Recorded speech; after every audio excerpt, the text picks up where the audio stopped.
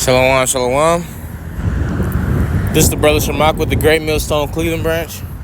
I want to start off by, of course, giving our honor, praise, and glory to Yahweh Bahashem, Yahweh Shai Bahashem, Rakakwadash. Double honor to the elder apostles of Great Millstone who rule and teach well. Shalom to everybody that's tuning in and listening and learning, getting this edification from several brothers that's doing this ministry from the four corners of the earth. Shalom. And I just want to get right into it, in this walk and talk. The title is lesson. I'm not sure what it's going to be, but we better get straight into some precepts. It says Amos chapter 3 and verse 1. It says, "Hear this word that the Lord has spoken against you, O children of Israel, against the whole family, which I brought up from Egypt, from the land of Egypt, saying, you only have I known of all the families of the earth. Therefore,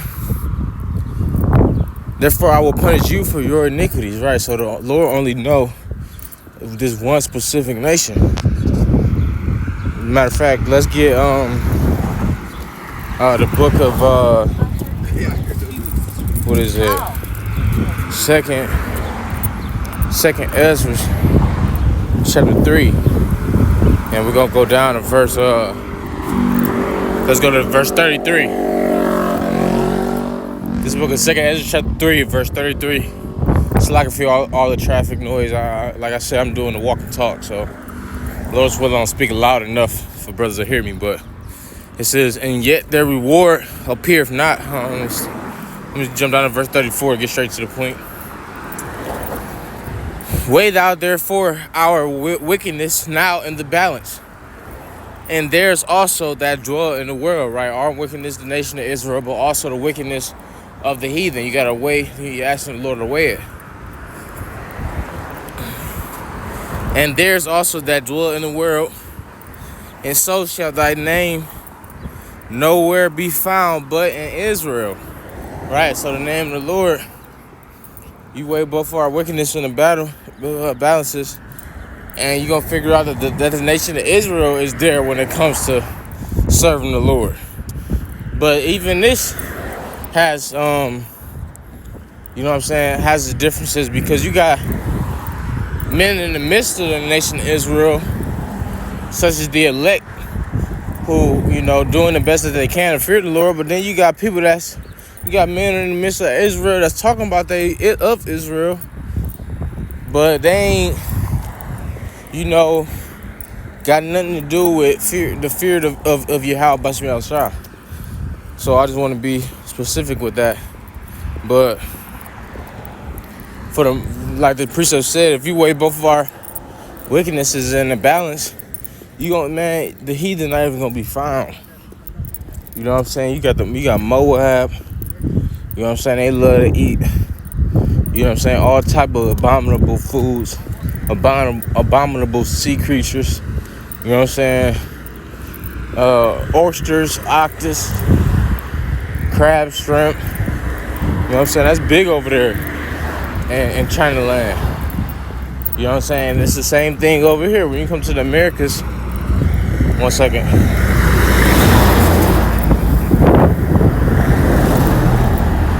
When it comes to the Americas, it's just straight up pork.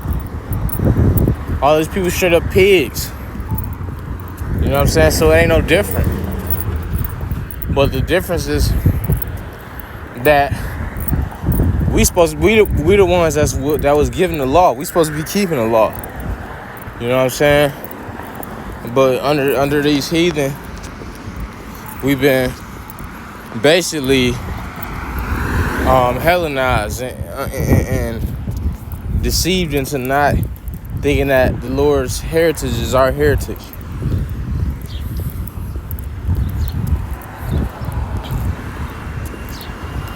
This is the book of First Maccabees chapter 1 and verse 13.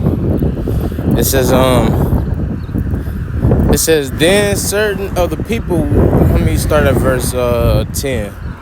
It says, "And there came out of them a wicked root, Antiochus, surnamed Epiphanes, son of..." Let me jump on to verse 11. I want to get straight to the point, Slacking.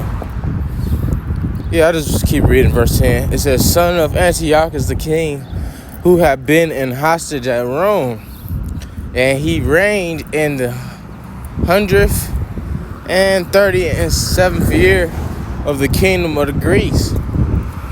In those days went there out of Israel wicked men who persuaded many, saying, let us go and make a covenant with the heathen. 1 second.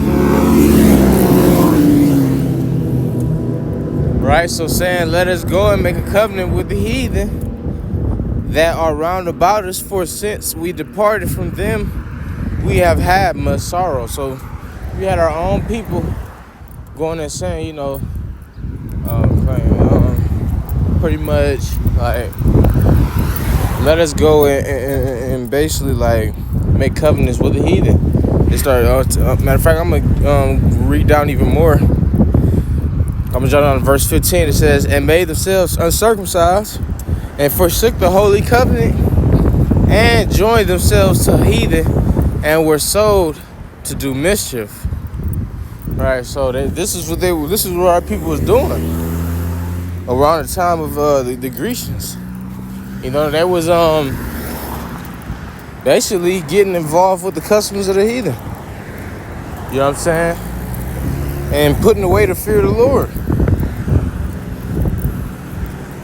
You know, and this is why the Lord be putting the nation of Israel in fucked up situations. Like America. Because here it is, the Lord only he only wants the nation of Israel to serve him.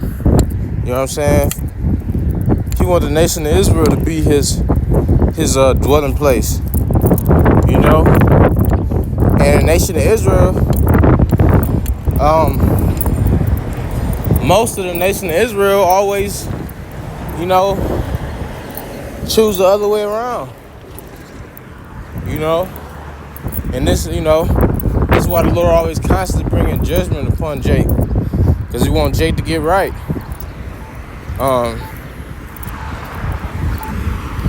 Like the scriptures say, therefore will I punish you for your iniquities.